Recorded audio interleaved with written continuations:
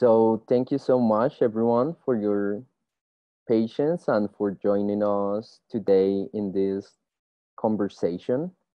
We will have a quite interesting panel with young peace builders coming from all over the world. We would like to highlight their work and particular contribution to peace building in their local context and how it can bring about peace and create a vision of the societies they want to live in.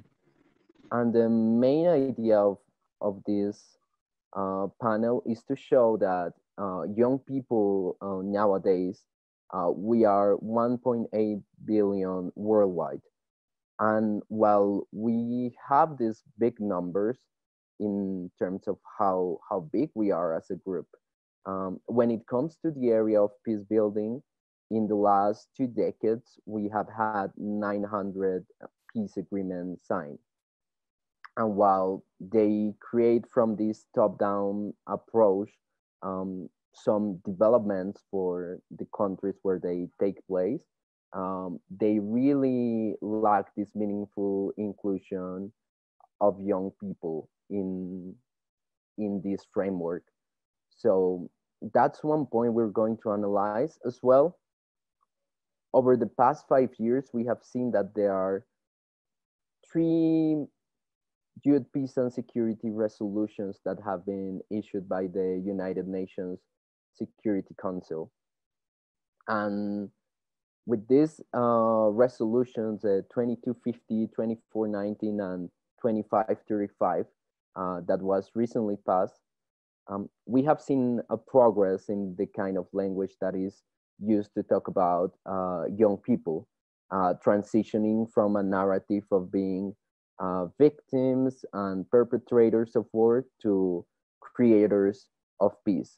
And while this really helps to shape the agenda in broader terms, when it comes to its effectiveness at a local level, that's usually lacking. And that's why we have some young peace builders here who are using some bottom up and innovative approaches to really start to mobilize and catalyze this change for their communities. So without further ado, I'm going to pass the mic to some of our panelists, and they will quickly introduce themselves, give us some perspective of the kind of peace building work that they do in their communities. They'll have two minutes each to do so, and then we'll get started with their questions. Um, so I will pass the mic to Mo Sasaki from Japan. And Mo, please introduce yourself. Thank you. Hello, everyone. So happy to see so many people joining us today. My name is Moe Sasaki. As introduced, I'm from Japan. I have been working in peace building trainings for the past 3 to 4 years, creating spaces for youth to really learn about what is peace and what is violence. And this is especially a little bit different in the context of Japan, considering that we don't have armed conflict in our nation currently, but also trying to encourage youth to be interested in this issue and to look at it from a more regional perspective. I'm really glad that so many of you are here, and I'm really also interested to learn from the other panelists who are joining us today. So thank you all. Thank you so much, Mo. And now I will give the floor to Farida Amiri from Afghanistan. Thank you so much, Leo. Hello, everyone. First of all, I would like to thank for having us today in this important discussion. This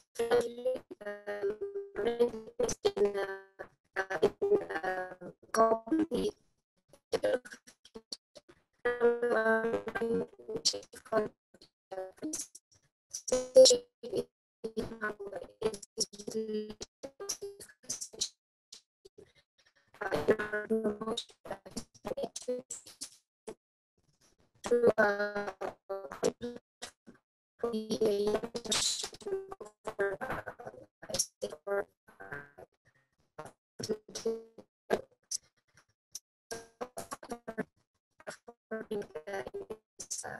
Farida, I think your internet connection is a bit weak right now.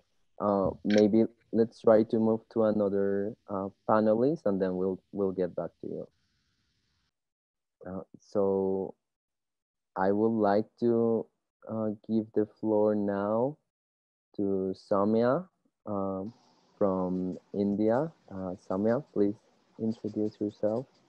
Thank you, Leonardo, and thank you, GPPAC, for having us and for this space to actually share about our work and celebrate International Peace Day together. So, hello everyone, this is Soumya, and I'm the co-founder of Youth for Peace International. So our journey started back in December 2015 when UN Resolution 20-50 was adopted on 9th of December, and we started our organization on 10th of December 2015. So we were passionate young people, got to know about the resolution, had different skill sets, different experiences of working in this sector. And we were just starting our college journeys then. And we thought that it's time to implement the resolution at national and regional level. And with this whole idea, we thought that, okay, let's start our journey. Let's shape the peace together. So yeah, our journey started. Initially, we were just volunteering. We were kids, we were passionate, we were energetic. We were learning from experts in this field. We were learning from other people who have been working. We were getting inspiration from the communities. We were learning what their needs are. We were just spending time with those communities. I remember when we started working with Rohingya refugees, like we used to go sit with them, have food, play, do paintings, and understand what is the need, what can we do, and how we can not change their lives, but just make their lives better. And yeah, so we work in 3 areas: capacity building, ground action, and advocacy. So under capacity building, we do training programs, experiential learning training programs for youth primarily, but also for educators, religious leaders, and school children on conflict transformation and peace education at local, national, regional, and global level, and provide rehabilitation support to Rohingya refugees with focus on trauma healing, holistic education. So last year we have started a school in refugee camp with a very different curriculum for refugee kids, and also use dialogue to build inter-community conflict. And to amplify the impact, we do a lot of advocacy and policy recommendation with creative online campaigns. So that's about me, and I'm very much looking forward to share more about what we do and how we are working. Thank you very much, Soumya. And now I will give the floor to Nkuvile Moyo from Zimbabwe. The floor is yours. Thank you, Leonardo. Good afternoon, colleagues, wherever you might be. My name is Nkuvile Moyo. I am based in Zimbabwe. I am the Southern Africa region, GPPAC Southern Africa region, through the regional network called Southern Africa Networks for the Prevention of Conflict, which is called SAPAC. I'm the Regional Youth Peace and Security Coordinator. And I am also the SAPAC African Union Conflict Early Warning System Coordinator for the region also. In Zimbabwe, I work with an institution called Voices in the Vision for Africa, which is a peace building people, where we do capacity building and create safe and conducive spaces for young people to engage with, state and non-state actors in national decision making and policy formulation and in the broader peace building agenda, where we've got platforms that we've created, special purpose vehicles for that, such as an inter-party youth forum, which constitutes of multiple political party youth leaders from across the country, and also a civic space one also, because we saw that when we mix them together, sometimes how political parties approach issues and how they discuss issues is a little bit different from how civic society approaches issues. So where convenient, we separate the two, and where convenient also, we merge the two platforms when we're now coming up with recommendations and certain other issues. But for certain specific purposes, we keep them separate. And I'm happy to be part of this platform and looking forward to the fruitful deliberations that we'll have. Thank you. Thank you very much, Ubile. And now I will give the floor to Farida again. Hope the connection is positive with us this time. Can you hear me? Yes, yeah, we can hear you well. Okay, cool. Hello, everyone. This is Farida Amiri. I'm based in Kabul, the capital of Afghanistan,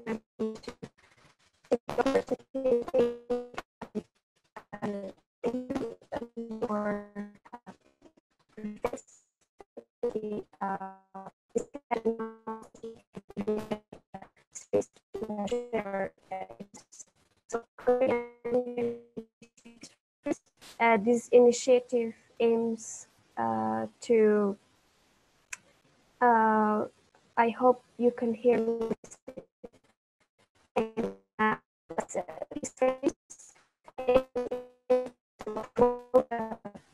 peace building activities through the dialogue. I mean, providing the space for dialogue among the young generation in order to somehow strengthen or promote the social harmony and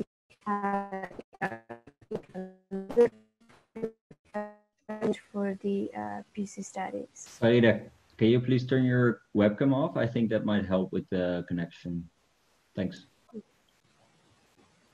Can you hear me this time? Yeah, we hear you way better. Okay, cool. So we basically somehow we basically aim to promote the social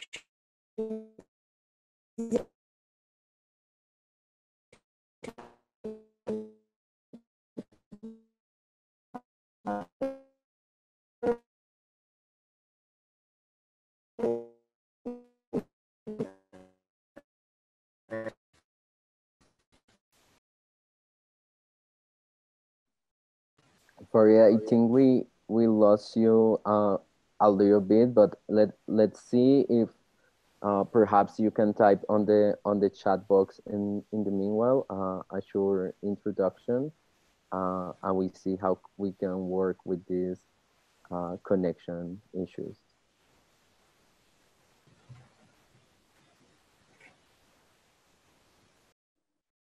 So now we're going to move on to our questions. So I would like to start first with one question directed to all panelists. Right now, we're celebrating the 5 years anniversary of the Youth, Peace and Security Agenda. And while we have so far 3 resolutions, apparently their implementation on the ground is still very limited. So how is your work contributing to acknowledging young people as important partners in peace? So I would like to start by giving the floor to Mo. Mo, do you want to jump in? Thank you, Leo. Before I share about how I've been trying to acknowledge young people in the work of peace, I want to kind of give a little bit of context from Japan. In the case of Japan, as I mentioned earlier, the issue of peace and security sometimes feels quite historical. In Japan, a lot of times peace education is taught as what we suffered from the atomic bombings of World War II, And oftentimes peace education is kind of taught from that narrow lens. So when youth discuss about, well, youth often find it difficult to talk about peace and security issues because they feel that it is not their place.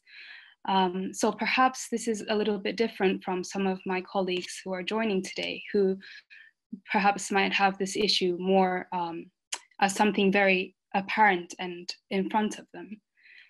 With that in mind, however, I do believe that discussing peace and security issues from a more broader perspective is especially important in Japan and Northeast Asia, considering that there are more rising tensions with increase in militarization and of course with nuclear powers like China and North Korea in our region. With that context in mind, the work that I do I currently work until the end of this month, actually, with an organization called ICNet Limited, which is a development consulting company in Japan. We've been working to really educate youth on what is peace and violence, and having youth have that tool to discuss about the structures of violence that exist in our community. Japan is increasingly becoming more global. We have more immigrants, and a lot of times our international residents suffer a lot of structural violence, whether it be about work or just having their children go to school. And so really opening the eyes of our young citizens about these issues from the perspective of peace and violence. A lot of times youth in Japan are the ones who are most connected to the international community. And so I believe that by allowing youth to have this language of addressing these issues, we can really start to empower youth, but also address these issues that youth are more aware of. For example, in the States, the Black Lives Matter movement is very strong right now. And this movement has started also in Japan. And the people who really advocated for this were youth, who called people through social media. And I think this would not have happened if it wasn't for youth who wanted to raise their voice. It would not have come from perhaps older generations. So I try to teach the concept of peace and violence through workshops. And something I also try and keep in mind is to create workshops where intergenerational dialogue can happen. For example, one of the workshops I do have participants who are oldest are in their 70s, youngest are in their teens, and we come together and really look at the social issues that we have in our community. Also, just from my background, I grew up in Africa, especially in Rwanda, where reconciliation is still a continuing effort.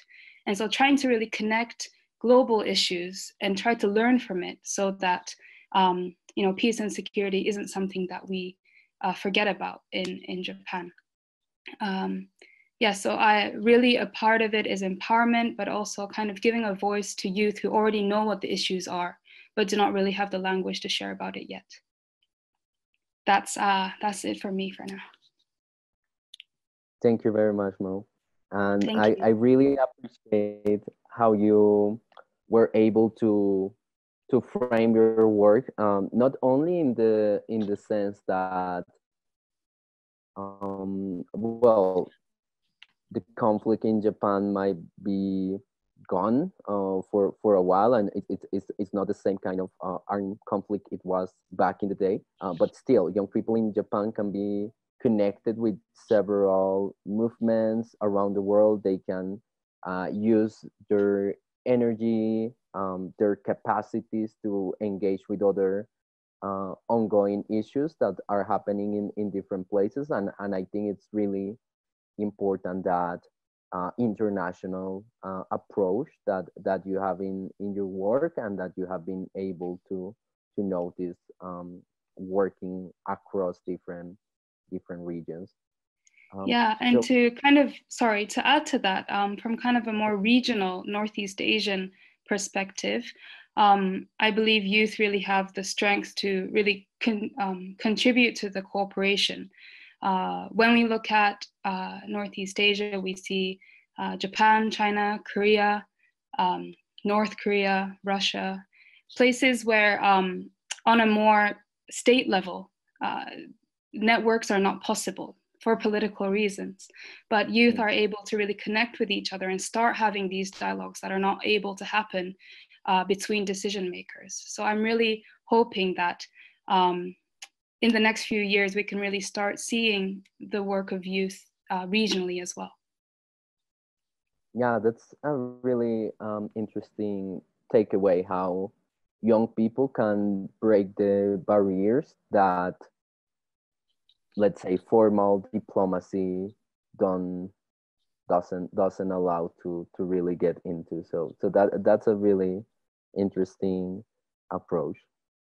And taking that into account, I would like to move to Soumya, who as well works a lot in the area of young people coming together internationally to promote peace building. So Soumya, the floor is yours. Thank you. So as you mentioned in the question that we are approaching and completing 5 years to the resolution, and how has been the implementation so far, and where we are in this journey of implementation. From our experience and talking specifically from the Indian context, so young people in India feel that since there is no direct violence as such, their engagement in the peace building field is not so mainstream. Like, they still feel it's not their issue. Like, so, but we see a lot of cultural and structural violence, and we are moving towards the direct violence if they are not addressed. So it's the need of the hour, but unfortunately, a lot of young people feel that it's not about them, it's an international issue, or it's about issue of maybe Kashmir or Northeast, which are prominently, there are direct violence. So initially, when we started working, it took us time to create that awareness and to tell them that what is actually violence, like why do we need peace, why do we need more young people in this peace building field, and what is actually UNHCR 20 to 50. And when we actually go to the communities and talk about the resolution, they think that they are getting money and there is some international agenda that they want to implement. So we really had to adopt it in a local language, and in a language that they understand and they feel connected with. So initially, we were creating a lot of awareness among the young people and mobilizing them. But like, slowly we felt that the community we were working with now are getting, now are understanding about the resolution and are engaging. So now we are working more on building their capacities, providing them resources. For instance, recently we have launched a program where we are building capacities of young people for 3 days in conflict transformation, peace-sensitive programming. And then we are giving each young people $250 grant. So we are reaching out to 250 young people and giving them $250 grants each, so that they can engage meaningfully in their respective communities. And we have been working in this project for, like, to mobilize the funds and everything for the last 2 years, because we really believe in the power of young people and the kind of impact they can create with limited resources. And if they are given those resources and flexibility, they can do wonders. So with this whole idea, we started this program to work on it. And right now we have also started working on creating a national roadmap to implement the agenda. And it's been 1 year that we are mobilizing different stakeholders. And we have created a national network as well to implement 20 to 50, and have done a national consultation to understand and learn what are the different recommendations of young people and what they actually want out of this implementation. So yeah, that has been specifically about our work around implementing the agenda. But we need more young people, we need more support is what we need now. Like we need more momentum, like the energy should not stop. Thank you so much, Soumya. That was a really interesting contribution. I think there are two main points I take away from what you said. First is that even though at a local level you might not be experiencing direct conflict, it is possible to notice how other forms of violence might be affecting you, being it structural violence, cultural violence, and how young people can come together to fight against these issues that they find in their communities. Then the other part is that if you give a chance to young people to really move forward with their projects, they might surprise you with the results they can generate. And it's very interesting that startup approach that, okay, we're going to give you some limited resources and you'll have the chance to explore with them what you can do. And I think this is something quite important to have these youth-friendly mechanisms of accessing resources to really be able to try what works and what doesn't when it comes to generating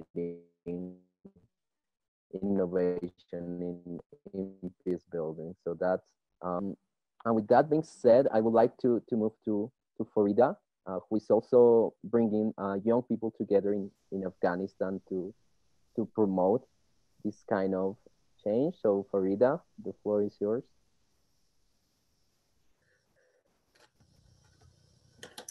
Thanks so much, Leo. I hope this time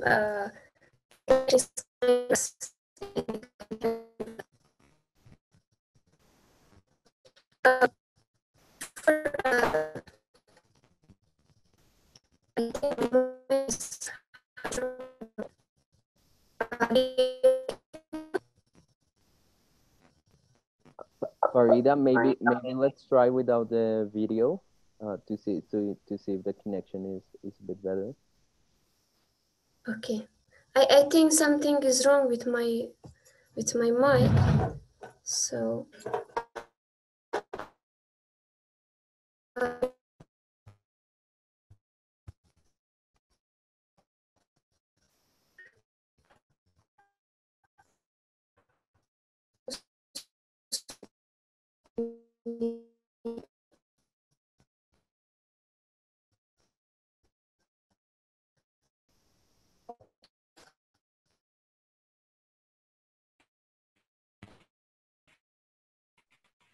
Farida, we still can't hear you. Can you try to speak again? can you hear me now, Leonardo? Yes, I can hear you now. Okay, cool. So before jumping on the point, so I would like to give a bit of context of what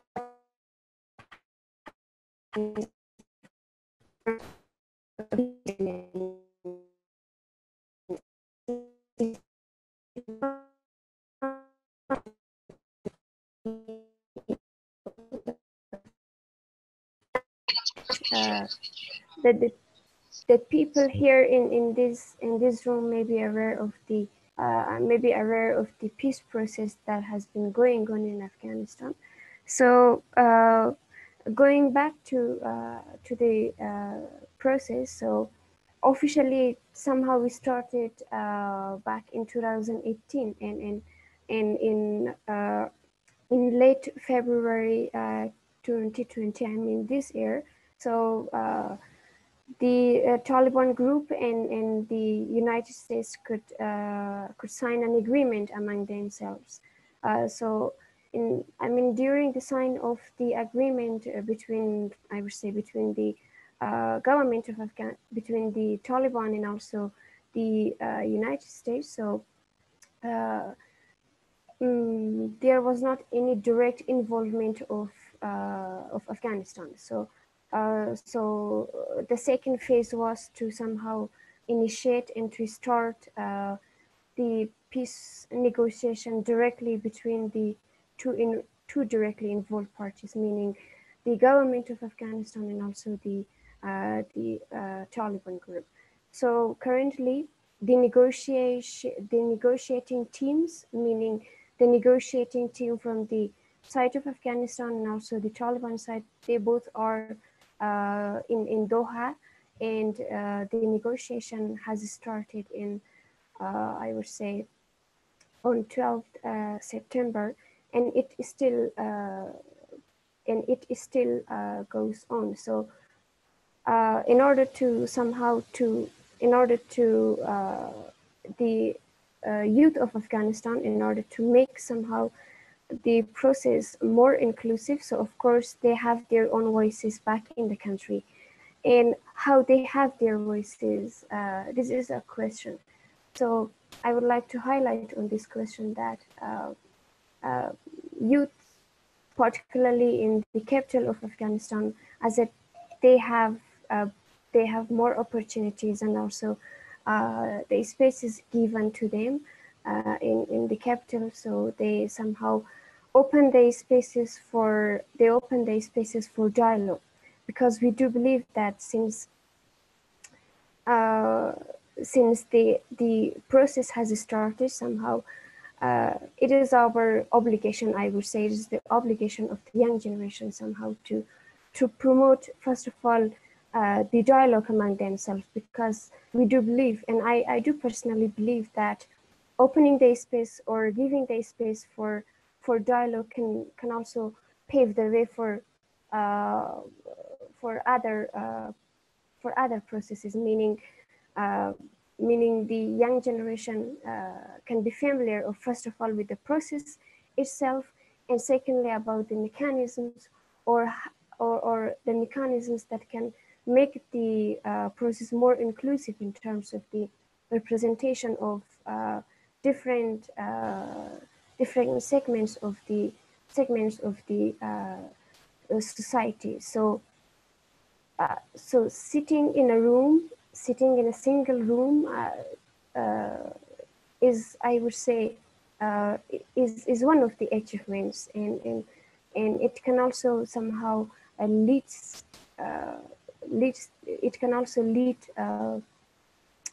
the young generation, the young population, somehow to go for other opportunities to make somehow the process itself more inclusive. Thank you. Thank you so much, Farida, for your contributions. I really appreciate what you said about how young people can come together and be engaged as a part of this process. They can be part of somehow shaping the negotiation and creating the conditions for the future, so young people can be sure that their ideas and the projects they want to develop are incorporated as a part of this vision in their country, this vision of peace. So that's a really important point, and I think we can learn about it worldwide, since it has not been a really common way to go when it comes to peace processes, this element of youth inclusion. And with that being said, I would like to move on to Obile. Obile, if you can share your thoughts about the question, the floor is yours. Thank you, Leonardo. Can you hear me? Yes, we hear you well. All right. For me, you know, the reason that how we're bringing young people to the forefront and, you know, making meaningful change, I guess to some extent, can be best put in a phrase. It's a popular phrase, though which you know, was something that we just started thinking about when we were seeing how things were unfolding, specifically within our context, within the Zimbabwe context itself, regionally, and also at a continental level. And even from what I'm seeing now, it even applies even to a broader context globally, where there's this popular saying, the stone that the builders rejected has become the chief cornerstone. And it's found in each and every community where, when I looked it up. Basically, what it entails is this, that the stones are the young people when the builders are building a building, right? I want to paint a picture. And the stone that these builders being, whether it's, you can talk about it from a government perspective, whether you can talk about it from a community perspective, but the stone that the builders have rejected has actually proved that it is actually the cornerstone of that whole entire building, which is us, the young people. And, you know, for so long a time, youth have been put aside, not participating in a meaningful way. But if you look within the past 5 years, how, even from the UN perspective, how rapidly youth documents or normative frameworks have moved within the last 5 years, it's showing now the urgency that we've always been talking about, to say that, you look, around that table, around the discussion table, young people need to be involved, because they are the key pillars within each and every society and every community. And if left out, then, you know, you can build your building, yes, but that structure is compromised. Cracks will show up. And I think COVID, to some extent, the current pandemic, has actually exposed a whole lot of those. And surprisingly, it's actually been much broader than for us. We thought maybe it was mainly from the African context. But I'm seeing that even those cracks are showing even in the broader global other continents that we thought maybe they had it slightly a bit better.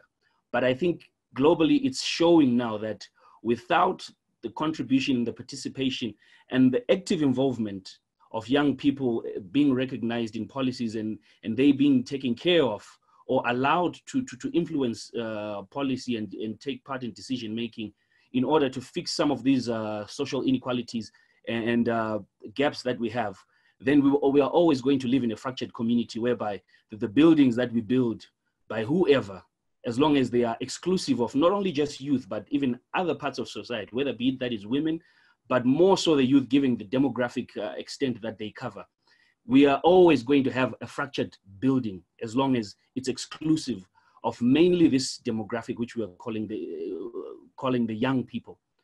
And excluding them on basis of age or basis of age mainly is a betrayal to some extent, because if you look at even, I come from a region where it's mainly dominated by freedom liberation parties, who are the ones that fought for the war and brought, independence.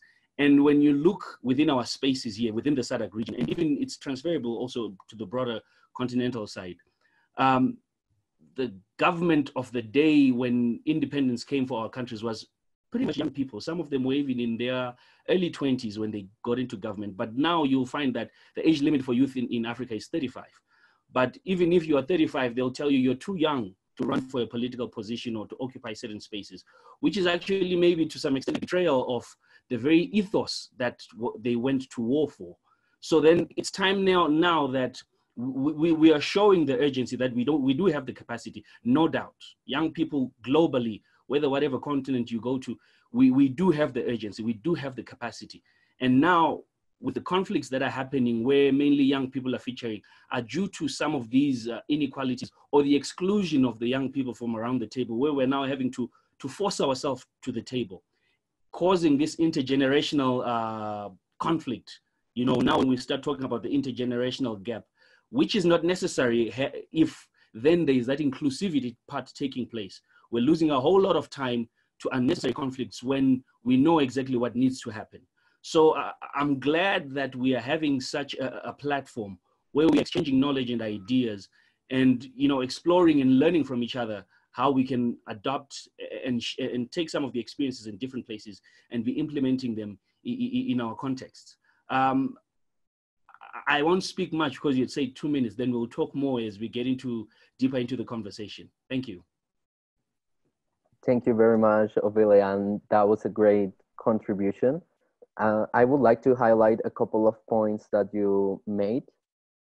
First is the importance of having these interregional spaces. So if you look here, we're coming together from Asia, Africa, South America, and having this broader perspective on how peace looks like in different contexts of the world. I think it really helps us to capture and to approach peace in more meaningful and holistic ways, and that's important when we want to move forward and create a global agenda that is more comprehensive. So that's one key point I would like to highlight from what you said. A second point that I think is super relevant, it's the metaphor of young people being the building blocks of this structure that we call peace. And there I would like to also take another metaphor that has been used. So with the recent report 50 agenda, we heard the term the missing piece when referring to the young people's role in building peace in their communities. And we can be the missing piece if we are not acknowledged and taken into account and brought to these conversations where we can engage with other generations, where we can together build this structure that we want to leave for the future generations. So I definitely believe this is a key point and a key message that we need to take into account, and just bringing some of the realities also happening around the world. In my local context in Colombia, in the last month, we have had around 15 massacres where the majority of victims have been young people. And this is a consequence of the implementation of differential youth approach has not been really taken into account. So I believe that it's important to build these policies together because they're directly affecting us, and they really end up with us losing some lives. So it's important that we're all in this together, and we don't think that we have all the answers when it comes to building peace. So with that little bridge, I would like for us to move to our second questions, and this second question I would like to start with Soumya and Mo. One of the biggest intersectionalities in the field of peace that we have seen is that of women and youth. And we have seen that there are a lot of commonalities, and there's a lot of potential in bringing these two approaches together. With the One Peace and Security agenda, it has been around for around 20 years, and the youth one is a younger one. What would you say are some of the successes that we can apply from the WPS agenda that has been effective, that could be incorporated as well on the YPS agenda, and how can the two approaches catalyze change and bringing them together? So Soumya, if you want to start, the floor is yours. Sure. So firstly, I would say that when the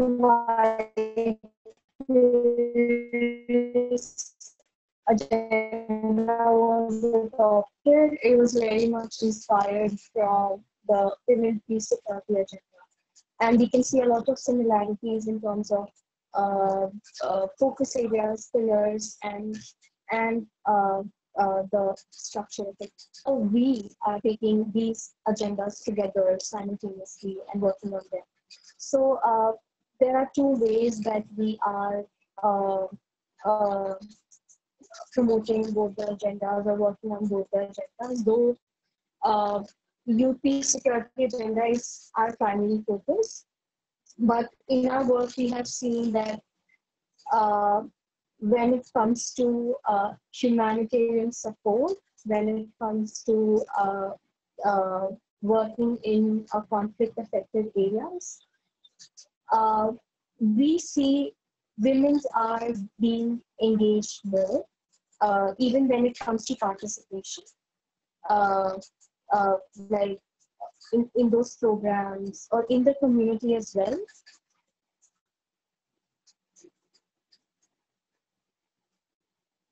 Okay. Is it better now?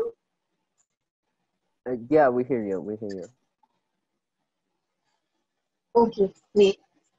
Yeah, so I was saying when it comes to humanitarian support, when it comes to working in conflict-sensitive communities, we have seen that the women, if you have engaged women, they have shown more resilience to the environment and adopting the challenges and the issues that have come up while working in those particular communities. But when it comes to then a lot of community leaders and men have not really allowed them to engage, maybe because it's a conservative community that we work with.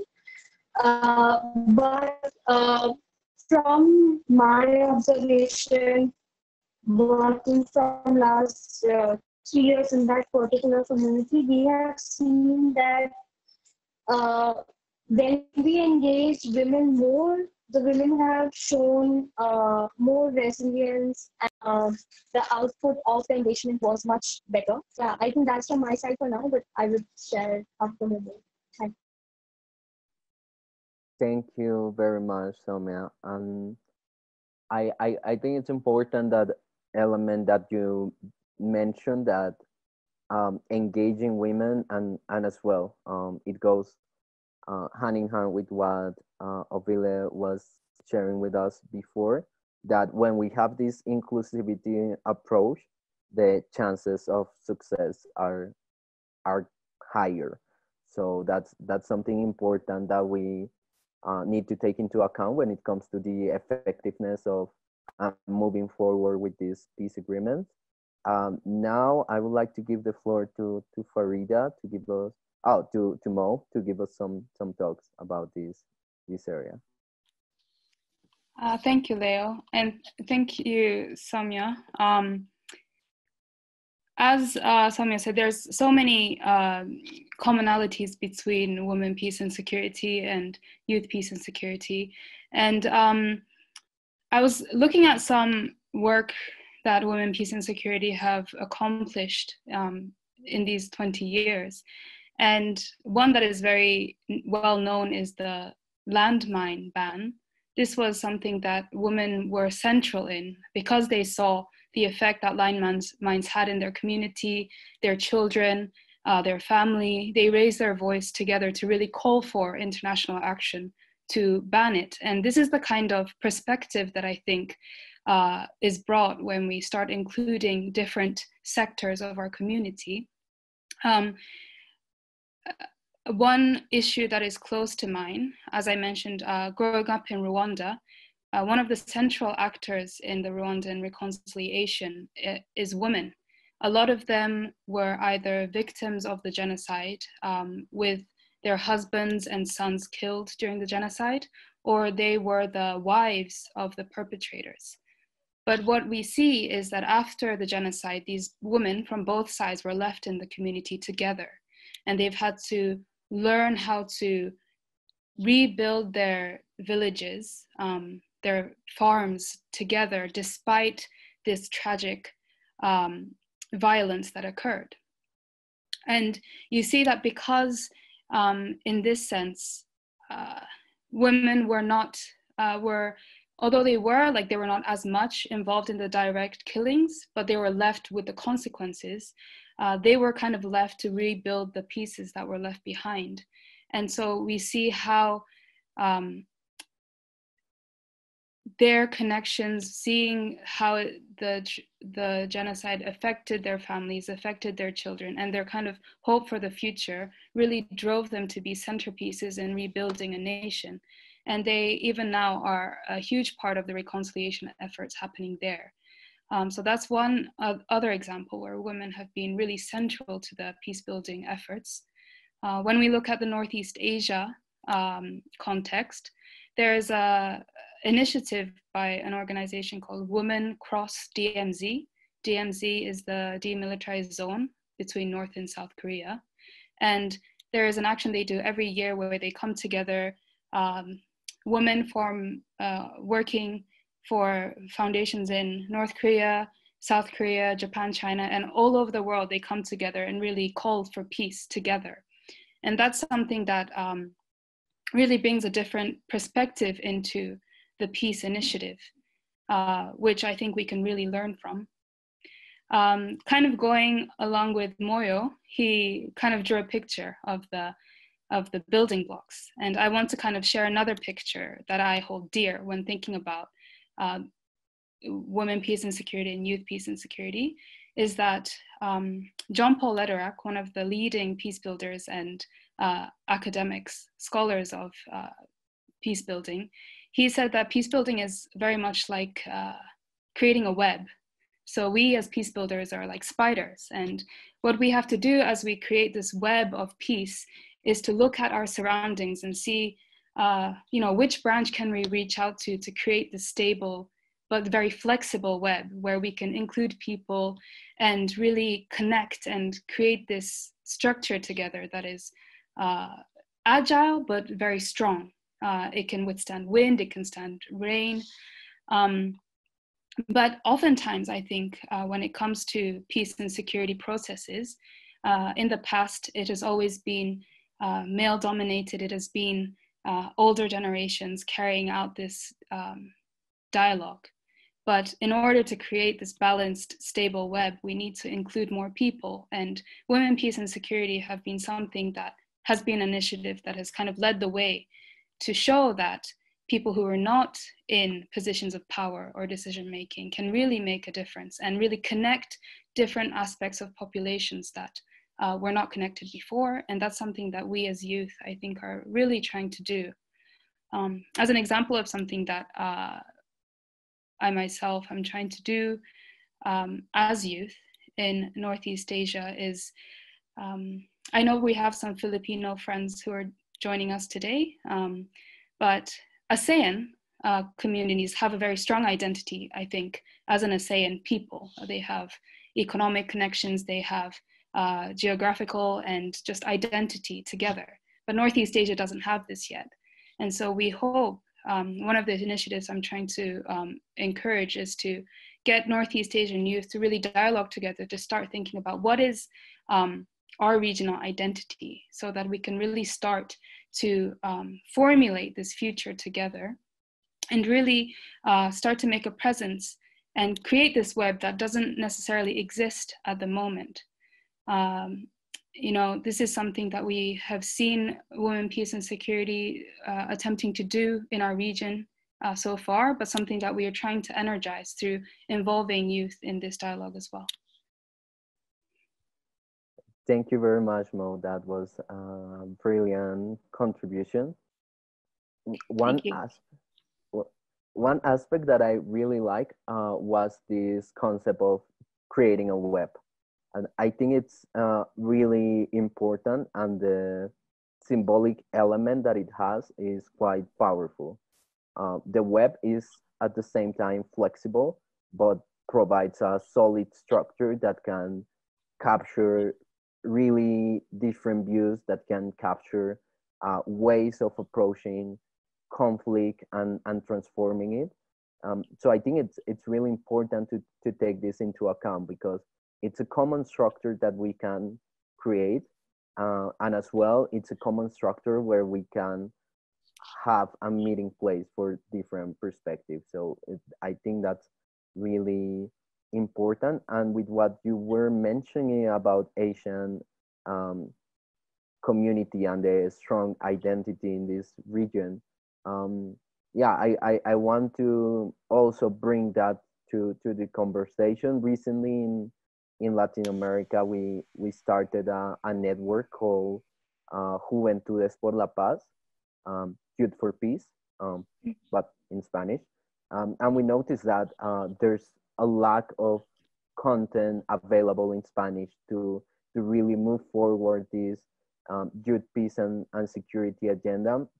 And by localizing this effort, we have noticed that we can have more engagement, and it's easier to really move forward with some regional issues that we face in our different countries. So I think that approach of finding, the commonalities, this identity that bring us together, and through that move forward as with the women, peace and security agenda, really finding those issues that are super relevant to us, like with landmines, and being able to transform them. I think we as young people also can come together regionally and internationally to promote this same kind of efforts.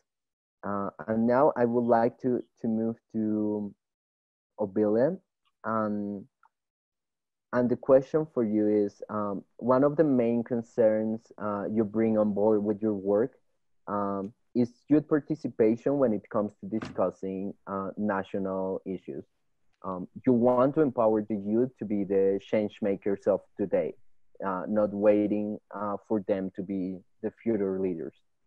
So when it comes to peace building and the divide that exists between the grassroots and the policy level, how do you bridge this gap? Okay. Thank you, Leonardo. I think what's important, I think, in everything, in everything that we do, whether it's at whatever level, I think what's important is that in order to be able to achieve the goal that you set, whether it's at an individual level, whether it's at a community level, national, regional, continental, or global level, the fundamental thing that needs to be put in place are the structures.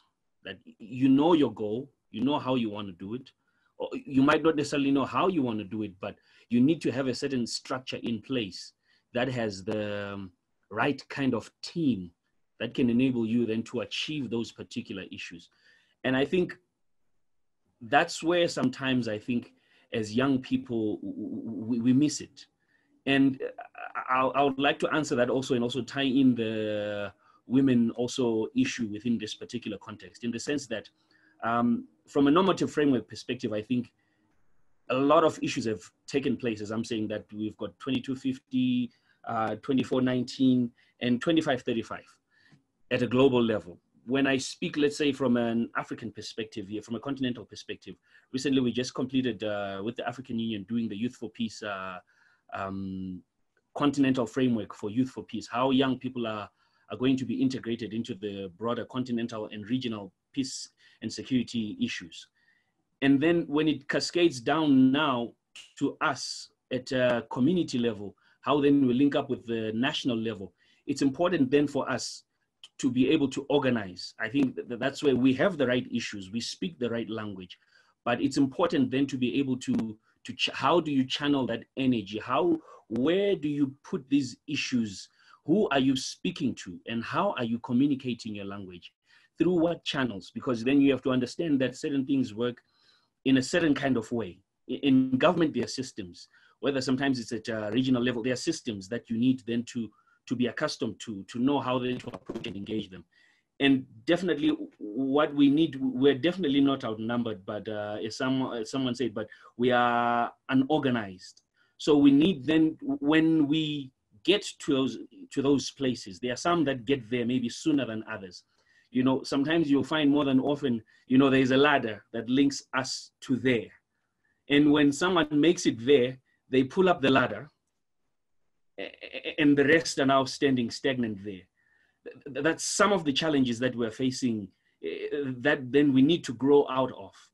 And collaborations are the way forward, given the amount and the capacity that we need to put in and the type of work that needs to be put in. No one individual or even one institution has the capacity to achieve what we need to achieve, whether you want to say it at a regional or more specifically even at a global level. So what we need to do then is to ensure that with what we have from the context specific, let's be able to translate these documents now to speak to the context that we're in. Definitely you cannot take a UN document and just copy and paste it to your settings. You have then to be able to reorganize it in a manner that it speaks to your constituents, it speaks to your young people, and then more importantly, it speaks to the powers of authority that are there in a manner that will force them then to respond to whatever it is that you're communicating to them. And then in those particular structures that I was talking about then, they need to be inclusive. In peace building, what I've learned is sometimes you have to work with people that you're not necessarily comfortable with, or that you don't necessarily might like, maybe for lack of a better word. But with the goal in sight, you have to rope in the people that are key, whether it might not be strategic from a certain level, but if that's what needed to push this agenda forward, work with them, because we all need each other. Then I would like to speak a little bit something on the women's side of issues. I think as a young man, we need to be a generation that looks after our women, that ensures that no one is left behind. We have to be conscious about that. It's not necessarily about men dominating the spaces, but it's about also the value that women bring into these particular spaces. And if you look, all the countries that are run by women, that have women leaders, they are quite peaceful. In fact, they're the most peaceful. And which has led to the argument that to say that, you know, if we had more women leading, you'll find that there'll be lesser conflicts or wars in the world. You know, we've had what, almost 900 peace agreements within the last 20 years. I would like to think that if more women inclusion is there within the structures that I'm talking about here, you will find that there'll be more progress. And then lastly, maybe what I would like to talk about is the issue of how then let's have more of the bottom-up approach. When we come to let's be able to organize from a local level and link it up with government, with the rightful institutions, as I was saying. How then, sometimes we need to have then the strategic intelligence and the emotional intelligence, where if we are in the spaces or we are allowed space in those particular corridors, with as much frustrations that we have, sometimes I've seen us sometimes as young people go bananas and lose it. Yet you've been given a key opportunity to speak key issues to the leaders in strategic positions that have the capacity to unlock certain doors and make things happen or to be included. But because sometimes we let the emotional side of issues get the best of us, we become more, it's okay to be offensive because we need to communicate. It's okay to be harsh, but then it has to be in a strategic manner that at the end of the day, you reap the results of what you want to get. So there's a certain level of strategic and emotional intelligence that we need to have, because we have the tools. What we need now is how do we organize ourselves from community right up to national, to regional, to continental, right up to the global level. Now where you find us as the Southern Africa GPPAC network, we've already started working across the GPPAC networks now, saying, look, we're reaching out to the MENAPAC guys, we're reaching out to West Africa, East Africa, and different other continents to say, look, in order, we have a GPPAC youth policy also, and we're saying, look, let's have it context specific to our countries, whereby if we're implementing these things, it's not necessarily what maybe the Secretariat had in mind, but it's up to how we translate it to our local, so that it makes a difference within our young people and the communities that we live in. So we have to be able to translate this in a strategic manner to speak to our local context and speak to our leaders, and for us then to even ease into the system and become those leaders in those particular spaces. We should not be apologetic or be begging to some extent, but we need to come there with the direct intention of occupying and moving into these spaces with absolutely no apologies, but we have to be strategic in doing so with the right structures. I think maybe I'll pause there for now. Thank you. Thank you so much for that super interesting contribution, Ovela. I quite appreciate what you said about strategy, strategy and organization. I think those are two key takeaways from what you mentioned. We cannot move forward as young people wanted to be incorporated in different peace processes happening in our regions if we don't do it in a structured manner, if we don't come together with other relevant actors and find ways in which we can share spaces with people in power. And even if we might not feel at ease in these spaces, it's necessary that we start to have these uncomfortable conversations. And with what you said, using this emotional intelligence to have conversations where we acknowledge what is going on, we acknowledge that there are some problems happening and that we might not feel represented there, and that's problematic, but at the same time do it in such a way that we show the benefits and potential of this inclusion. And as you mentioned, when we have women leaders all across the board and in different countries, we have seen the effectiveness that this can bring to the conversation. We might think about a world where we have more of this happening, more women in power, more young people in power, and see how that can transform the ways we approach our policies and development of our country. So I think that's something super important to keep in mind and take into account when moving forward. And talking about that, I would like to now pose a question to Farida. So your country recently signed a peace agreement and are under transition to a new peaceful reality. This accord was mainly a high-level gesture. I would like to ask you, what is the situation on the ground, and how is it that you're contributing to fill the blind spots that this document left? And particularly how you can bring this bottom-up approach to this peace agreement. Thank you so much, Leonardo, for this important question. It is very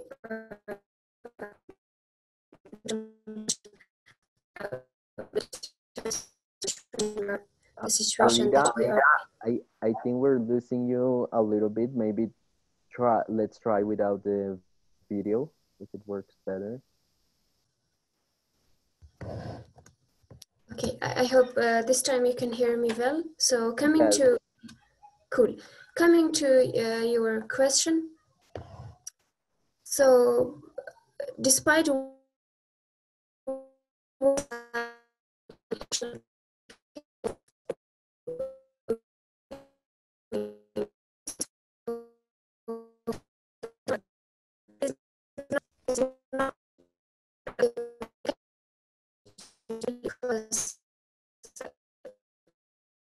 the citizens of Afghanistan.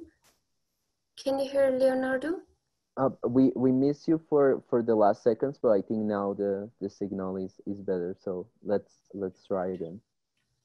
Okay. Let me try this.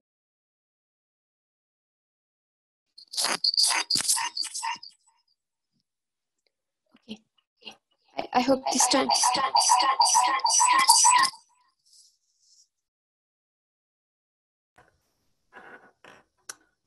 Do you have my voice? Yeah, we have you. We hear you well. I'm so sorry for the connection issues. Sometimes it's out of control. So coming back to the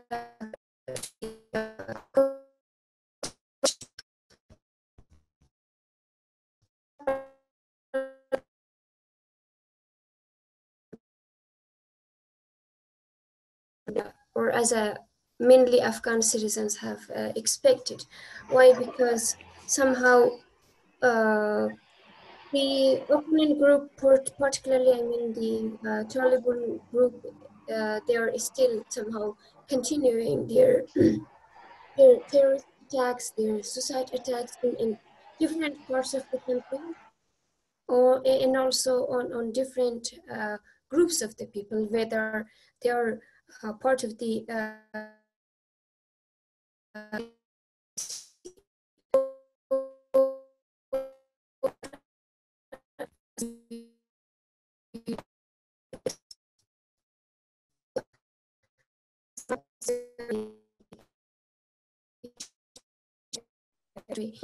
is not really satisfying and good. Any problem? Farida, I think we're losing you a little bit, so maybe if you can type your answer on the chat box, and then I can read it out loud for everyone. Okay, just a moment. I will try to connect with another device. Okay. Now, can you hear me well? Yeah, we hear you well. Okay, cool. So to continue what I have just mentioned is that the situation in terms of the security is not really satisfying and is not really peaceful. But in terms of how the young people, meaning the Afghan young population, have contributed to the peace process itself. So we do believe that it is very late somehow to ask the government or the formal and official sittings to somehow take the young people into to the table. So the schedule of the negotiating team in the context that we are now does not require us to somehow go for such a claim, but we try to somehow indirectly be involved and indirectly be included in the process. And that one of the very prominent way is somehow to have the dialogue among ourselves, meaning we have started from the ground, from the grassroots level. So I very well remember that there are so many youth-led and also youth-focused organizations, initiatives inside the country, and they are led and they are also run by mainly by young people. So in focusing on different areas, including youth, women, and peace.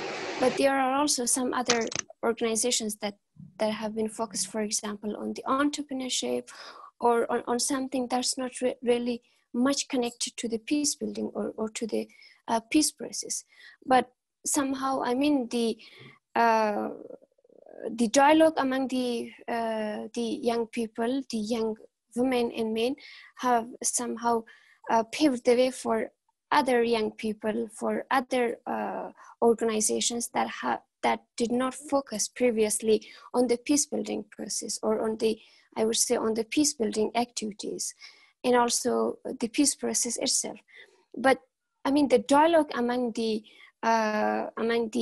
peace building organizations or peace builders in particular have somehow inspired them to open this space for us, not only among our networks, but also somehow to reach their networks as well.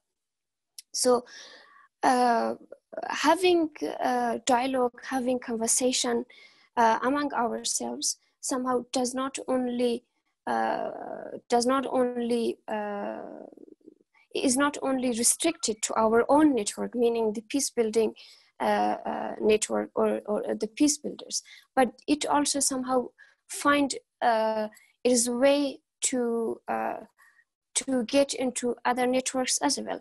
I give you an example that a month ago, different organizations from different corners of the country, despite of their goal or despite of their vision and mission, they joined a network of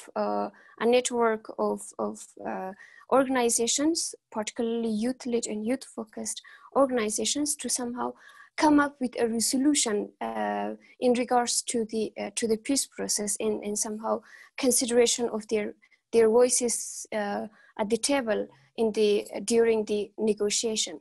So I mean, this dialogue providing the platform for having dialogue on inclusion of youth in peace processes has somehow inspired others to come up with such a broad network, and the result of that broad network was the declaration of a resolution, and they released a resolution in terms of their inclusion in peace process. Or another example is that there is an organization, a very well-known organization, which focused previously mainly on the environmental issues, or on the issues that are related to the climate and environment, but somehow they reached me to cooperate and to and also to organize an event on or series of events on peace building activities. So somehow I think the situation that currently we are is despite of the challenges that we do have, this is also one of the very great opportunities for youth. Why? Because somehow it leads and it encourages the young people, despite of their background, despite of their ethnic groups or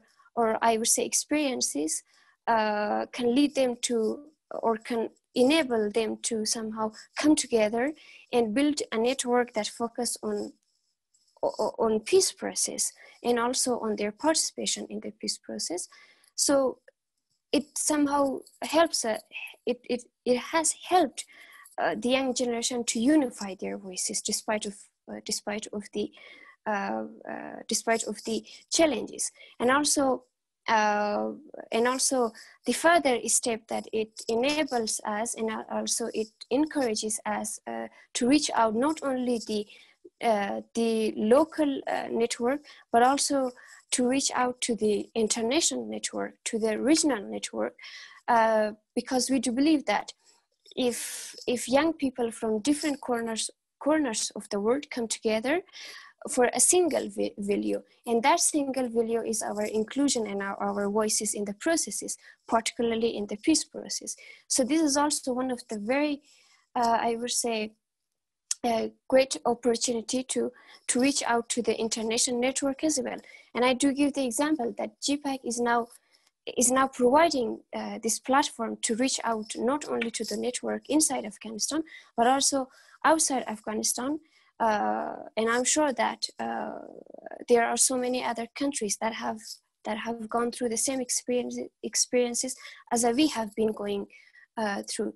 So, I mean, this can also somehow, this situation and the process itself can also help us and also pave the way for us to build a global network that that of course focuses on youth and also peace process. And in this conversation that today we are having, in this very, I would say, very important day, International Peace Day, can be the beginning, and it can be the start. So I would like to use this platform and to announce that that there are so many so many ways and so many platforms that we can start not only building network inside our countries, but also globally we can start it. And we can go for a global movement, or I would say for maybe a global change. And that global change, of course, somehow affect the young generation. And there are out many countries that have their majority population young generation, and I think this is a very good opportunity. Thank you so much. Thank you so much, Farida, for that really interesting and meaningful contribution. There are two aspects of what you mentioned that I would like to highlight. The first one is about the importance of young people coming together and having a conversation, more a grassroots-based kind of conversation. I think that's super relevant in terms of starting to build a youth agenda that really encompasses the needs and the perspectives and visions of young people of how that new and transformed society could look like. I think that's a really important step forward. Then another key point that you mentioned is the part of intersectionalities, that no matter if my focus is particularly on youth peace building, I can also incorporate some elements of entrepreneurship, of climate change, because of the interconnectedness of all these different issues. So instead of limiting our work to just one specific group, we can expand the kind of job that we're carrying out when it comes to doing a more holistic kind of peace building. And your last point, I think it's also really relevant that we are coming together here to be in this space. It could be a great moment to move forward and start to create these global connections that can help to support our work locally. What is usually referred as the global approach, acting locally but thinking globally and collaborating globally. And with Farida, we're already having a conversation about starting this global network of young peace builders to exchange our knowledge and experiences with our work in our local context and what we can learn from that. So of course, all of you who are participating in this conversation and our panelists are invited to be part of this emerging movement. So now to bring a close to our space, I would like to pose the third question that we have. And it's related with the challenges that the COVID pandemic has instilled in our work and in our societies. This is a global event that is changing the way we approach our life on a daily basis. And for local peace builders, it of course comes with new challenges, but as well with possibilities of rethinking the peace work that we're doing, and also envisioning how societies could function in a different way in this period of transformation. My question for you all is, what is that dream that you have in the area of youth peace and security? How can partnerships and articulation be done? What's the missing piece that you and other youth can bring on board and can bring to the table? So I would like to start with Soumya. Soumya, the floor is yours. Thank you, Leo. So I think we need young peace builders more than ever, because we have seen that during the current pandemic, how the whole response to this pandemic was managed not in a conflict sensitive manner, and how institutions, people in power, governments have responded to it. We all have seen it. And we have also seen that despite being so many challenges, young peace builders have moved to action. They have tried their level best, and to a certain extent, they have been successful to sustain peace in their communities with all their efforts. So my dream moving forward in this field is that we need to invest in young people's capacities, agency, and leadership. We need to include youth meaningfully at all levels, and definitely partner in implementation, not just implementation on ground. We cannot make them workers, but partner with them in policy frameworks when it comes to decision making level.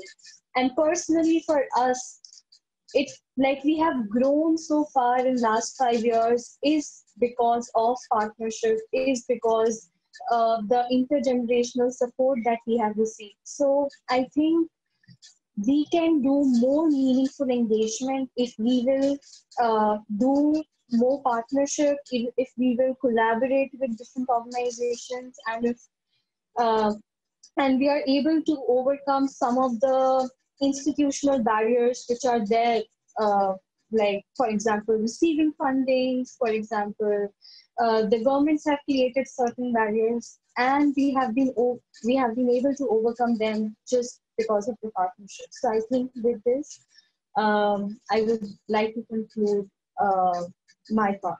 Thank you so much. Thank you, Soumya, for your contribution. And I believe it's really important to take that into account, that we need to have more solidarity, more collaboration, more connection, and find the ways in which we can integrate our needs and our visions to a larger context, and be part of this common construction, intergenerational approach to peace building. So now I would like to give the floor to Ovile. Ovile, please go ahead. Thank you, Leonardo. For me, I think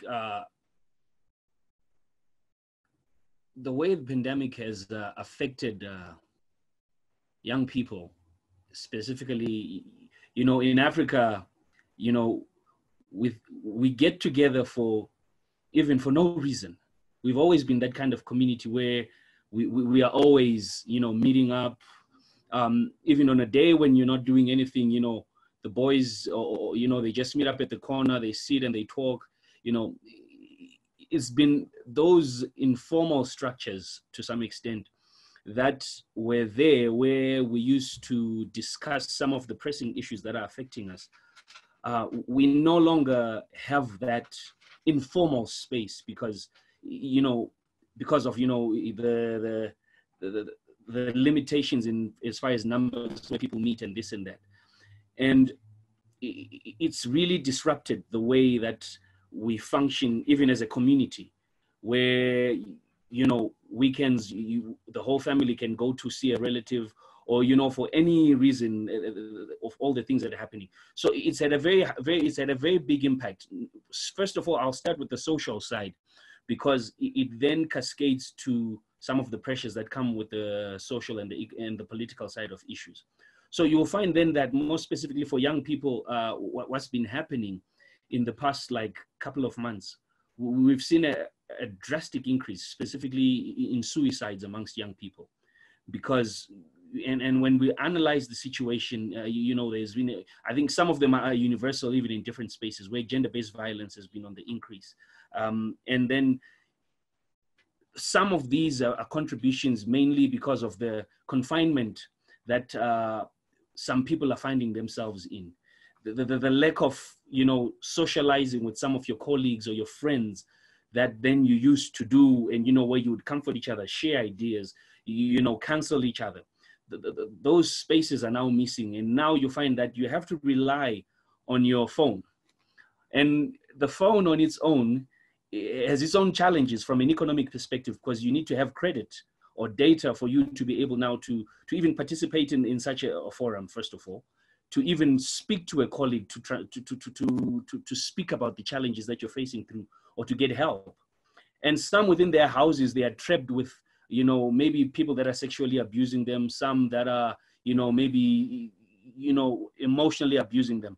But because of the lockdowns and everything, you know, because some of them cannot deal and can't bear, and, you know, so sometimes suicide, sometimes even erupts to murders or attempted murders. And a lot of young people are finding themselves either dead or in the court system for some of these issues. And we've just been trying to look at strategically, how then do we address these issues? And at the same time, at a much broader level, when we look at it even from, in our region, for example, we've got violent extremism that's increasing at alarming rates, which is a new phenomenon to us. And we are trying then to see that we're spending a lot of time online, and that's where young people are being recruited. High rates of unemployment. You know the story of young people. It's almost the same everywhere. But what I'm trying to get to then is, from an institutional or from a collective perspective, maybe on this particular context, I would like to say maybe more specifically to the GPPAC network, which is the one that we're working with, and the various other institutions, that we need to rethink how then we are approaching youth issues or interventions within the different spaces, because the world we knew it, as we knew it maybe in January, has totally changed. So it entails that even our approaches and strategies have to be different. We're in a context where even about 70% of our community is in the rural areas. And the bulk of those are young people. They might not be, they might not have data every time to communicate. So we need to change those strategies. And then there are certain also other issues. I think you also mentioned them, maybe just to hammer in on them, specific issues of climate change, how they are also worsening this particular crisis that we're in. And you're also looking at it from an issue of the healthcare systems that we have within this particular context. Why I'm mentioning these things is because I think it's easy for us to take these things for granted, because I know if you're in the West or you're in Europe somewhere, getting Wi-Fi is as simple as just going to a bus stop, and then you've got free Wi-Fi. So, which is totally different in this context. So when we are cascading now all these, some of these documents that we're talking about that speak to youth issues, some of these strategies that speak to youth issues, then we need to have a context-specific kind of approach in order to have the required impact that's going to make a difference, to make a change, to educate, to inform, to alleviate the various young people that are within the spaces that we are working with. Because a one-size-fits-all approach will not work, but it will actually work contrary to that. And this also speaks also even to I speak this also because that's the same language we've been speaking to our governments, to our regional economic bodies and continental bodies, the AU, SADC, ECOWAS, across the region, where we're saying we need to rethink. And even those folding chairs that were mentioned, even when you looked at the documents that we have, they need to turn into permanent chairs within these specific tables. And it comes with deliberate attempts, with deliberate strategies, starting from the institutions like GPPAC, whether it's UN and the various institutions that we're plugged into. We need to be able, as young people, to make our position clear, so that even if when things are not happening the way that we expect them to, they know. We don't have to be, as I said before, let's not be apologetic. This time we need to come in strong and make our point clear.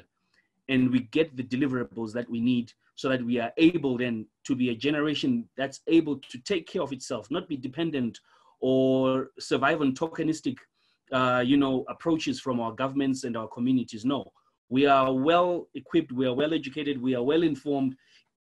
All we need is the space and the opportunities for us to engage and take care of ourselves and make things happen, not only for us, but our children's children. We might be young, we might be youth, but these youth of today, specifically when you look at Africa, you can have a youth at 16 years within the global context, speaking at the UN conference, but that 16-year-old youth is a daughter or a son of another youth when you speak of Africa, because youth ends at 35 within the African context. So you have a double whammy where you have the mother is the youth, the child is a youth, but they are both in the same predicament, yet one is supposed to be taking care of the other. So we need to change strategies. We need to rethink whatever it is that we're doing and be context specific, more specific to our region, specifically the African continent, because a lot is happening, looking at it from the geopolitical side of issues, and the resource issues and the conflicts that are happening, so I'm trying to bundle all this into, because I know we're short of time, but that's the kind of approach that I think we need to have in mind, even as we support each other from the different networks where we are at. A conflict in Afghanistan I should be ignorant to it, because whoever is the perpetrators of those conflicts, when they succeed in Afghanistan, they know that, oh, we can go to Zimbabwe and do the very same thing. So it should be a concern to us all that whatever is happening if in Afghanistan, in Budapest, in different places, we must be concerned to stop that so that we do not become the next victim of whoever those perpetrators are, because they are what we call conflictpreneurs, those that thrive on conflicts, whether it's through selling of the guns or them benefiting from the resources. And we need to be cognizant of that from the global perspective now, even as we deal with the specific youth issues. Thank you. Thank you very much, Ovile. And I really appreciate that concept that you brought on board. I think we need to start transitioning from this idea of being conflictpreneurs to peacepreneurs, and finding ways in which we can thrive in peace, and in which we can generate these conditions of inclusivity for more people to participate, being the problem of connectivity, for having a lot of people living in rural areas and without proper internet access, or how expensive it might be to get connected to the internet in different places. And we need to make sure to create the conditions for this to happen, and as well prevent that conditions like COVID and this isolation that it might generate could lead to suicides, to sexual abuse, to violence within our households. And we need to find the ways to start to reduce this violence happening at micro levels, and also how we can start to build peace at these micro levels. So with that, I would like to give the floor to Mo to give us your ideas about this question. Thanks, Leo, and thanks, Moyo, for your comment. COVID-19 and the work that peace can do, that youth can do for peace in this situation. I have kind of 3 ideas, but also challenges that I would like to present. One is that I think, as Moyo said, I think this is a great opportunity for us to learn about each other's challenges, each other's learnings from the conflicts that we've experienced. Just today, I was able to learn about the situation in Africa. I was able to learn about what's happening in India and Afghanistan. And I think this is very important information that I can now use, back in my own community and in my country, to share about what we as youth can do for peace building. So that's one thing that I think this challenge has brought us. So we really should work to enhance that. The second thing, kind of related to that, is that a lot of times I think youth, young people, are more capable of bringing about these spaces. Even in my workplace, I find that I am often the one organizing, just informally, like lunch gatherings for staff to come together and just eat lunch together. But I think these kind of spaces, we are more adept at facilitating. We can call out for more easily, just because of our exposure to technology, but also because, for example, as a simple example, in my company, if my boss were to say, oh, let's have a lunch meeting together and eat lunch together, people will feel a little bit pressured and feel, oh, like maybe I don't want to go to lunch today. But if I'm the one calling out and say, hey, you know, let's grab lunch online together and just discuss and see how we are doing in our private lives and make sure we're all doing well, then people are more willing to just talk and have a frank conversation, despite the fact that we can't see each other face to face. And I think that's something that we should really acknowledge, right? The role that youth have because of our age, and because we are seen perhaps as less formal, we can create these spaces that are more safe and more comfortable to have personal dialogue. And the third thing, this is a challenge that I have been trying to really tackle personally, but I think along with the difficulties of data and internet access, like Moyo said, there's difficulties of people with physical disability, like people who cannot hear. How can we include them into these kind of discussions? Also looking at, every time I talk about peace issues in Northeast Asia, I know so many more young Japanese activists who are so much more knowledgeable about issues in Japan, but are simply unable to share about them because of the language barrier, not being able to speak English. And so I want to challenge each of us here that when we create these spaces of dialogue, that we create spaces for translation and interpretation, so that the people who are actually really doing the work on the ground have a chance to really share about their work and get more support. Because otherwise we're kind of just recycling this structure of violence that we have experienced in a different way. So I hope that we can really overcome this challenge to create something that is more enriching. But I think that once we do that, it will really become something powerful. And so it's kind of a vision, but also a challenge that I want to share with each of us that are here today. Thanks, Leo. Thank you, Mo. And I really appreciate your approach to highlight some of the challenges that we face, particularly the language barrier. I think that's something that we have seen a lot. I can speak from the Colombian context, and I recently met a lot of great peace builders working in the rural areas most affected by the conflict now, and they will be able to provide great insights in this kind of international spaces, yet because they lack English language to communicate, they're unable to do so. And last time we created an informal space where we had live translation between English and Spanish, and it really allowed for a really enriching conversation.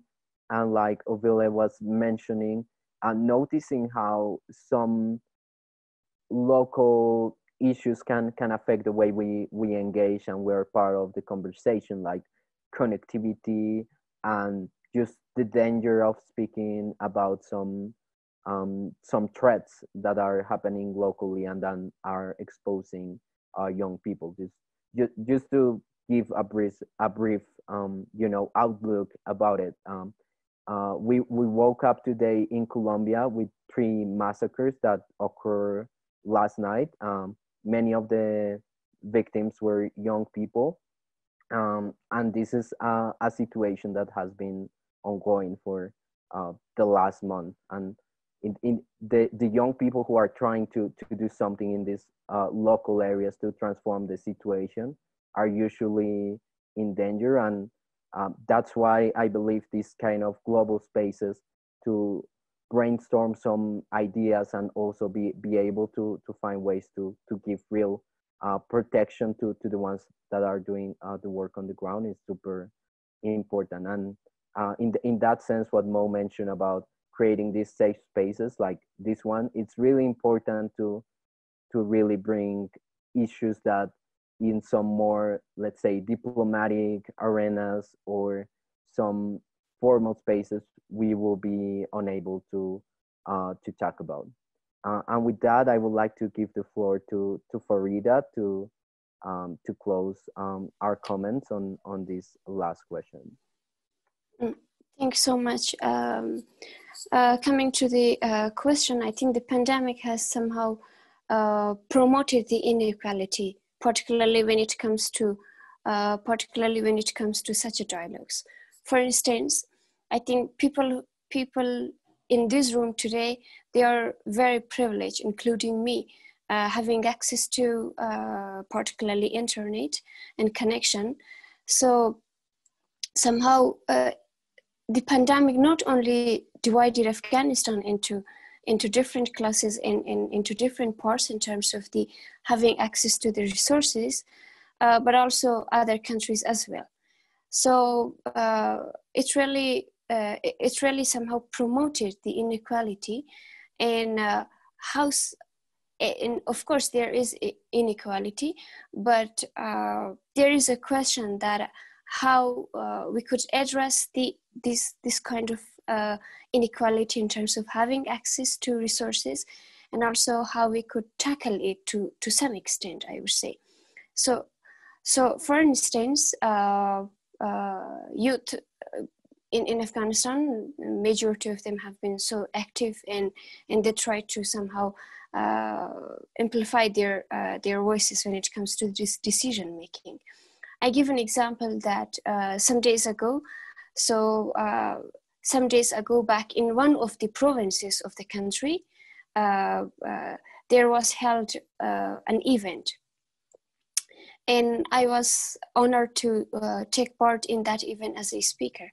So and I was giving and I was somehow talking through Zoom, and there was a single computer, and in front of that single computer, so there were a small group of young people, but they considered the health precautions, and I think this is one way somehow bringing some numbers of young people into one room, and they might not have access to internet if they stay home.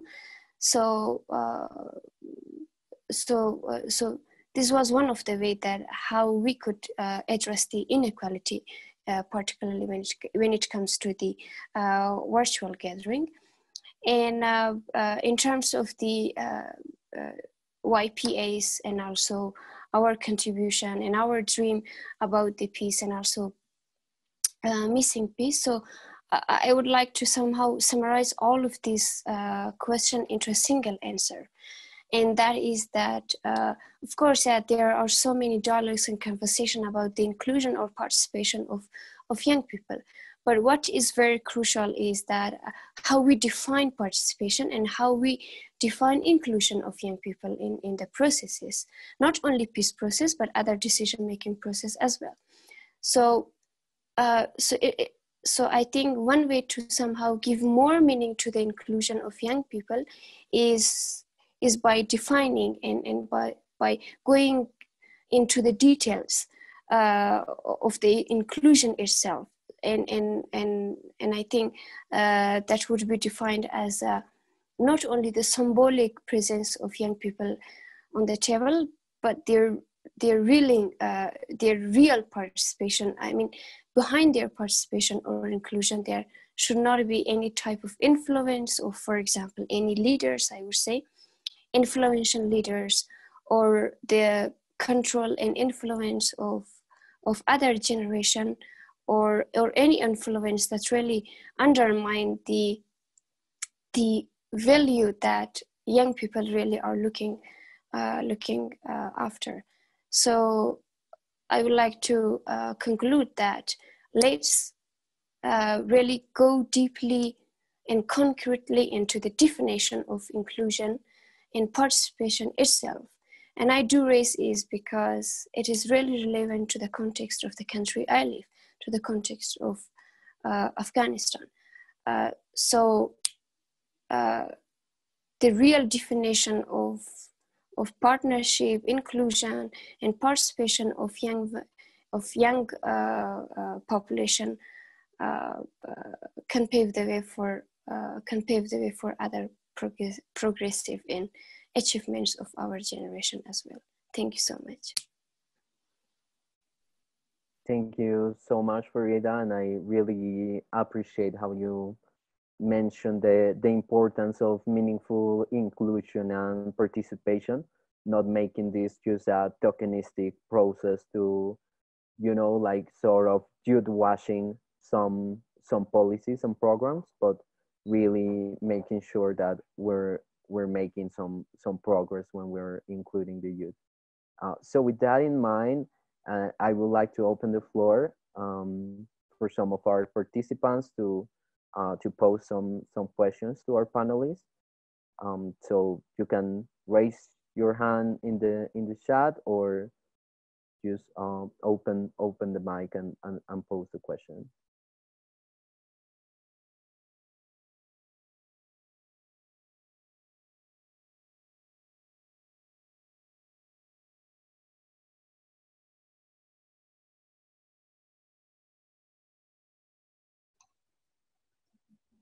And if we don't have a question, then I have a question from Facebook, from the live stream. So I'll just post that, and if someone else has a question, just raise your hand. Bel Sonki wrote a remark that there's a need for resources to reach out to people so they understand the meaning of peace. We should know that millions of people across the globe who do not have access to internet connection are not given a proper voice. So I want to turn this sort of remark into a question.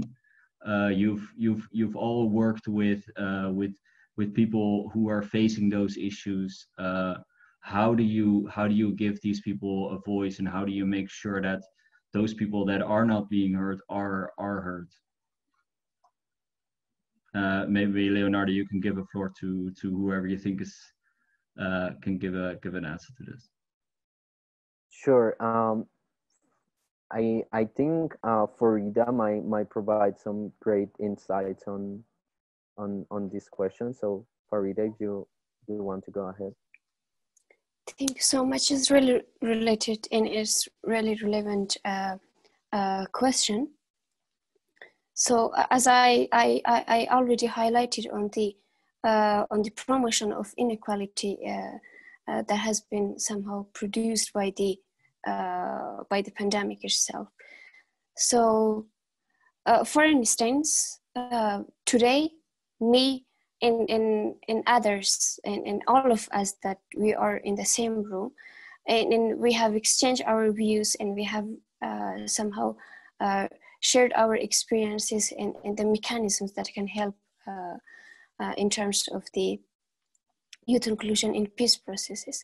So for instance, there is the possibility of small gatherings, I mean in-person gatherings, at least, for example, to 6. I mean the maximum gathering can be, for example, 6 or 9, depending on the condition or depending on the country.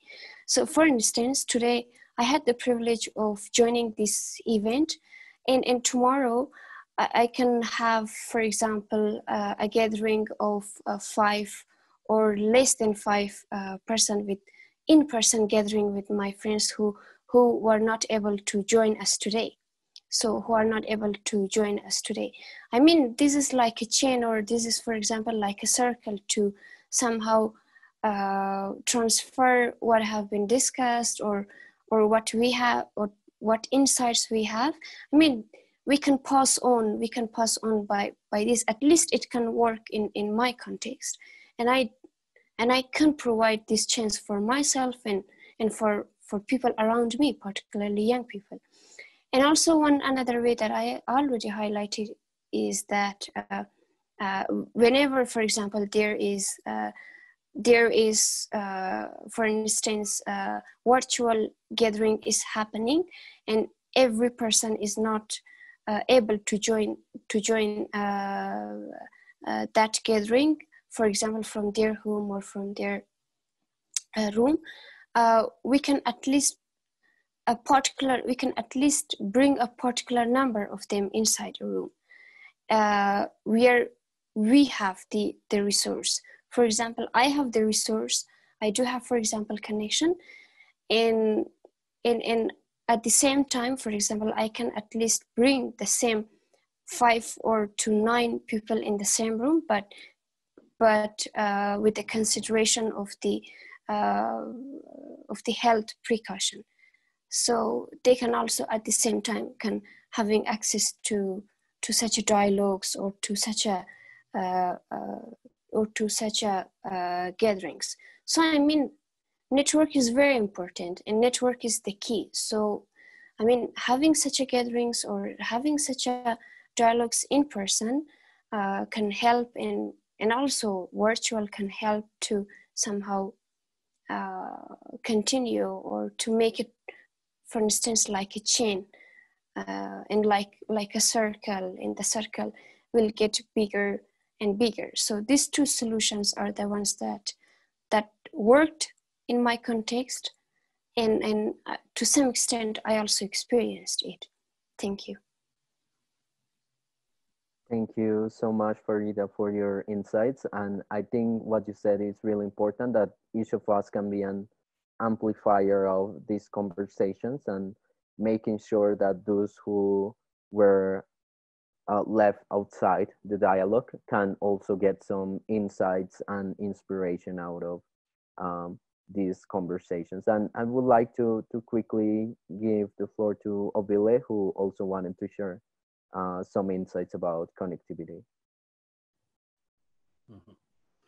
Well, for us on the connectivity side, what I'll just like to share maybe just a couple of initiatives that we are piloting, and but we were confident some of them will work. We've got a range of them, but we're confident that we're going to have a hit with one of them. First of all, some of them, what we've done, like in the urban areas, we have mushrooming. We have some tech hubs that are coming in, startup hubs. And what we started connecting with them now to say, look, we need your spaces. These are co-working spaces. And we said, look, we need to arrange some kind of, have some kind of arrangement whereby we've got young activists, specifically here in Zimbabwe now. They may have interest in participating in some of these online platforms, but they don't necessarily have then, the connectivity. So we say to them, look, we reached out to them and said, look, can you guys then, given that they already have all the infrastructure there, the Wi-Fi, to say, look, can you accommodate them, let's say for the specific times, let's say for this particular initiative, whereby they come in for that 1 or 2 hours, and we pay like a collective fee. For those, maybe we can allow maybe for 20 or 30, of course, within the COVID-19 stipulated guidelines, depending on the space and room size. Then it's broadcast on the big screen. They participate. They at least they get the information on of what's happening at national, regional level also. And then they can also even interact as far as asking questions and participating. In the rural areas, what we've tried to do is to reach out to some of those that we work with out there. Not everybody might have a cell phone, but it's not necessarily a smartphone. But for those then that have smartphones, then we've said, look, let's try and have the same arrangement whereby you can beam these particular initiatives. People come together, you beam them. It doesn't cost much, but even for those then that have smartphones, for them then to share the data that we'll send to them, and then they also share with some other people whatever the information is. They just gather around it, of course, in a safe manner. And then also, what part of the broader side of it has been to not everybody can then have access. So what we've decided to do, let's say even on those documents, on some of those reports, we are now converting them now, translating them to vernacular languages, where then we share them with the various institutions and people around, whether it's in the rural areas and the urban areas, because when it's now in book form, it lasts even longer, and it can circulate from 1, 2, 3, 4, 5, 6 more people. And then also what we've done also is to engage, we've just engaged with our Minister of Communications to say, look, can there be a way that you can assist us? Because looking at it, it's a challenge that's there, but then we cannot be closed off to the outside world because of data or connectivity issues. So then we're still waiting for results on that particular one. But lastly, maybe I would like to highlight the big contribution then that GPPAC has done and allowed us within our budgets to cater for data costs for the members that we work with so that they can also participate. And I'm glad to see that a host of them are actually participating here from the different countries and across Africa and even in different other regions. It's part of that flexibility that has allowed us then to be able to use these resources in a robust way that enables still life to continue as normal as we would like it to be. And then, yeah, maybe I'll just end it there. I know that we had pressed on time, but it's more or less almost the same as what my other contributions were. But I think we can adopt those things and various others also that we can partner together and see how we can best reach out to those that might not be able, that we are not currently able to reach out to. And we make sure that they also get this valuable information that we're sharing. Thank you.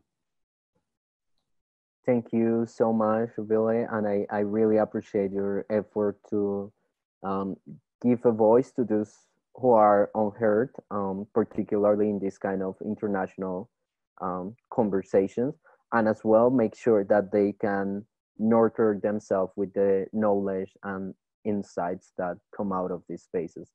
And now I would like to give the floor to Mo to make her final remarks, and then we have our closing. Just to kind of comment on how to give voice to people who don't have a voice on this kind of virtual setting.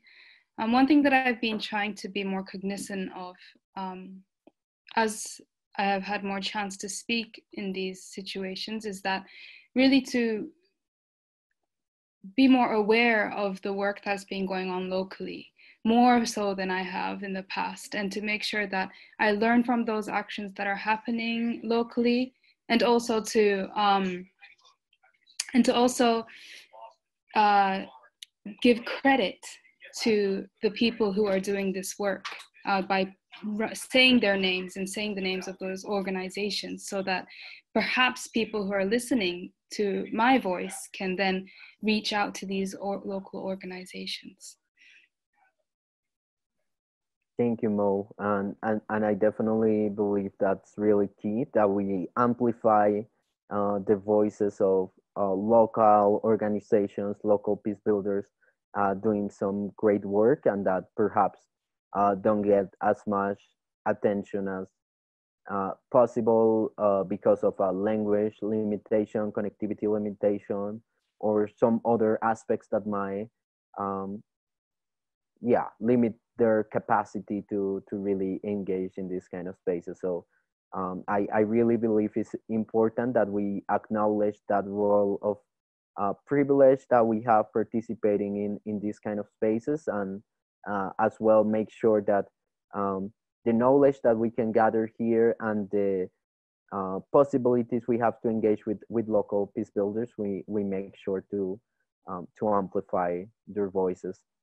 And with that being said, I would like to really thank all our panelists, all the participants of this conversation.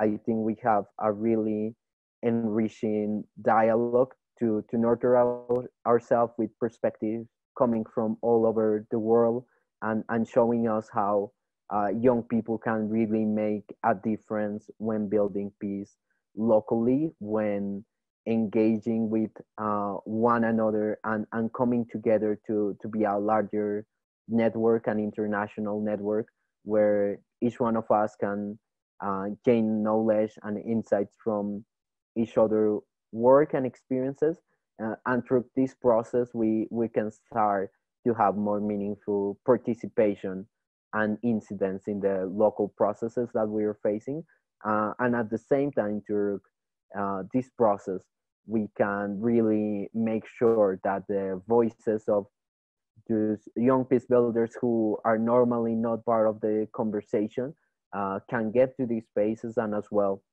we can make sure that they benefit from all the insights that come from this kind of dialogue.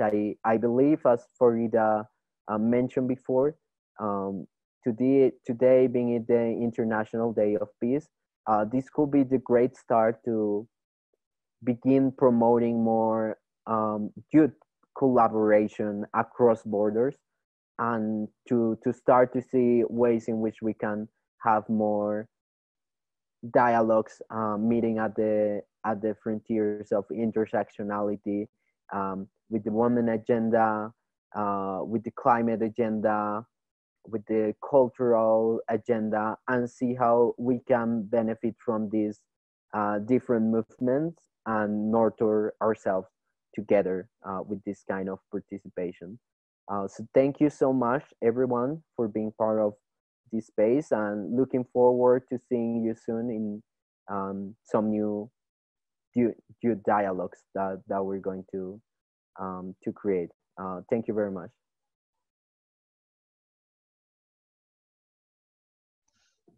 Thank you very much, everyone. Signing off, and we're starting another virtual roundtable in 25 minutes. You can find it on the GPPAC website. We will be happy to see you there as well. And thanks a lot, Nkubile, Mo, and Farida, and Leonardo for the excellent moderation. Thank you. Thank you. All right. Thank you, everyone. Thank you for having us. Thank you, guys. Thank you. Bye-bye. Bye. Thank you. And you guys are doing great work, man, in your different spaces. Keep it up. Let's link up. Let's talk even beyond this item. Let's put some strategies in place. Let's collaborate and make things happen for ourselves.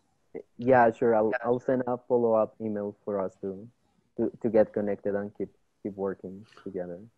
And thank you, Leo. You were wonderful, man. Nice facilitation. Thank you. Thank you so much for your contributions. I really enjoyed a lot.